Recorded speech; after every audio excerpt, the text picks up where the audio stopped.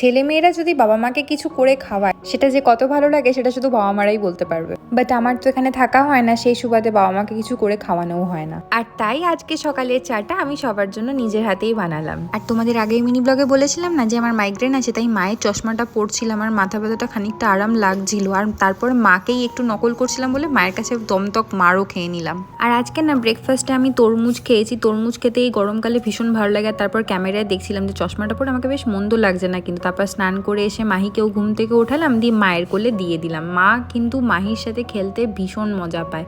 আর তারপর না দেখলাম যে ফ্লিপকার্ট থেকে একটা চাদর এসছে। বিশ্বাস করবে না, এই চাদরটার দাম মাত্র 300 টাকা, মানে 301 টাকা।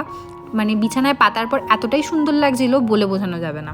আর সন্ধ্যেবেলাতে না অনেকদিন একটু চাপ বেশ লস্যি খাওয়ার ইচ্ছা হচ্ছিল, তো বাবাকে বললাম লস্যি বানাতে। লস্যি খাওয়ার পর আমি, বাবা আর বোন বাইকে করে চলে গেলাম চিকেন কিনতে, কারণ আজকে রাতে আমার চিকেন বানানোর প্ল্যান ছিল। এভাবেই কাটালাম আজকের দিনটা।